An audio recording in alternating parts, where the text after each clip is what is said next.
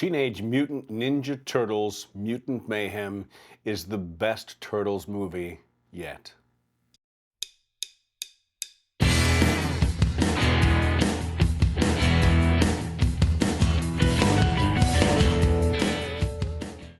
Hi, thank you for tuning in to the Tom Patelson Show. Yeah, the Teenage Mutant Ninja Turtles Mutant Mayhem. I was really excited to see this, and if you haven't seen my video on the history of the Teenage Mutant Ninja Turtles, give that a watch. You don't have to. You can look at that later or not. Oh boy, this is a reboot. This is a reboot of the entire franchise all the way back to the origin story, which they handle quickly. That is one of the bonus points of this movie, is they handle it really quickly. Now, we know what happens. There's a radioactive whatever ooze which goes into the sewer, and the turtles are affected, and one rat, and then they grow up in this and that. That's all fine. This is going to be a pros and cons review today.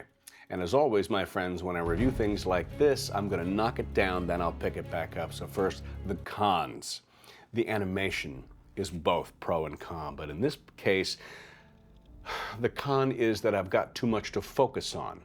They'll do a big scene, and in every single corner, in every single area is something completely in focus, which you could look at. And when there's a big fight scene, you don't know where to look exactly. In the theater, it was a bit much. Now, I'm going to love rewatching this where I can see all the stuff that I missed, because I know they're going to put Easter eggs everywhere. That's what animators do. They love to hide things in all the little corners and whatnot, and I'm sure they did.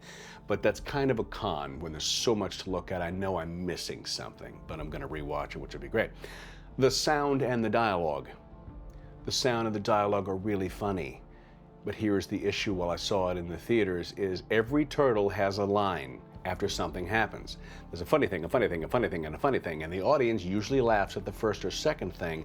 The last two lines always got drowned out. There was always something funny. I was like, what did he say? Oh, I missed that, because we were laughing so loud at the stuff that was funny. So I'm gonna watch that again to see the funny stuff that I missed. So it is a con or not, because it is very funny. So the sound and the dialogue, but that's it for the cons. The pros, okay. The animation. I know it said it was a con. It's not. It is an absolute pro for this movie, and the reason is it is an imperfect style, and you see it in the opening shot when you see a stoplight and you see all the circles aren't symmetrical. It looks like every straight line of the movie has been beaten with a hammer to give it some dents and give it some curves. It gives it the ideal that you're watching an imperfect universe where these characters fit right in being who they are. It totally works. The animation works great. The writing is funny.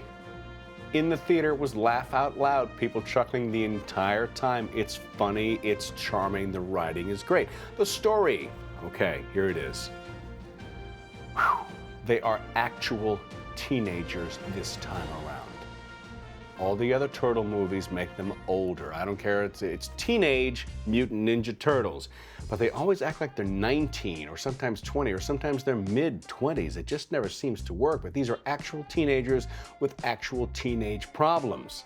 The other movies where I would have these characters like, hey, check me out, I talk exclusively in slang and I eat pizza and I'm totally self-assured of myself, dude. That's not being a teenager. Being a teenager is being terrified what your hair looks like, or whether or not your skin is going to explode, or if the people really saw who you were becoming, that they would never accept you. It's faking the cool and the phony brave, and well, heck, we all remember junior high school and middle school, and if you're there right now, it gets better. It gets better while you're looking to find the real you, okay? The cast. The cast is fine. The actors are fine. A big nod to Ice Cube as the villain. He's great. But all the other actors, all the famous actors they could have got anybody to play those roles, honestly. But you get them because you can put their name on the posters outside of the theater and get people to come see the shows. But yeah, did I recognize any of the voices? No. But were they fine? Yeah, they're fine. Except Jackie Chan. Jackie Chan's great. Jackie Chan plays their dad, who was never called Master Splinter or Splinter at all. He's just called Dad, which is so endearing and wonderful. I had to go look up where Splinter, the name, came from and how that became a name. It is a nod to Daredevil's character, Stick. Get it? Stick, Splinter. And Jackie Chan's character, and he's so great at it, is a terrifying rat man looking thing. And they make him look really creepy, which is why he shuns the outside world. And he's going to train his kids in the arts, in martial arts, to protect themselves. And how does he train them? By watching old Jackie Chan movies. How brilliant is that? Come on. That is absolutely brilliant. Love that. Love that. Making April a kid. That was a great choice. That's a great choice, making April a kid who wants to be a reporter. And the whole Leo's crush angle fits right in there. She's just as uncomfortable as the turtles are in their shells. And that's the entire point behind becoming teenagers. The coming of age tale is all over this movie, as every character learns to live with who they are and find love and acceptance through friends and family. And as everyone knows, love of family can make you drive cars in space. Yeah, family. The best scene is the finale, is the final fight. The final fight where the turtles finally embrace themselves and find their strengths and unleash their power and truly become heroes. Oh, it's a good scene. It's a good teamwork scene, and they're not doing it for the selfish reasons of world acceptance or trying to fit in. They're just doing it because it's who they are. They're the Teenage Mutant Ninja Turtles. They are the heroes. It's a great ending. And like I said in the cons, sometimes there's a lot to look at, but in this case, there's a lot to look at, and I'm going to look at it again. It is a great final scene, and this was a great movie. Cowabunga, seriously. Seriously, cowabunga. That'll do it for this week for my review of Teenage Mutant Ninja Turtles Mutant Mayhem. Go see this movie in the theaters. I give it 5 stars. I give it my highest review. I give it my highest ranking. I thought it was great. I do think it's great. I loved it. It's the best Turtles movie yet. It is the best Turtles movie yet. Go and see it. Wonderful, wonderful.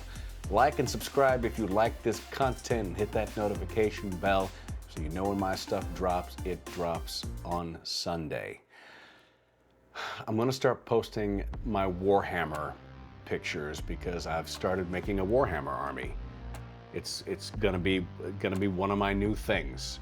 I love board games, I love playing games, I love painting miniature figurines, so that seemed like a perfect match, and it's been a long time I've been looking and admiring those figurines and not getting involved. So I've started painting my orc army. And then I'm going to need someone to teach me how to play it and someone to fight me. So if you're that person, you live in the LA area, you let me know.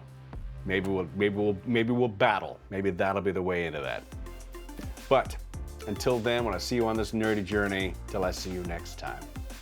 Peace, love, live long, and prosper.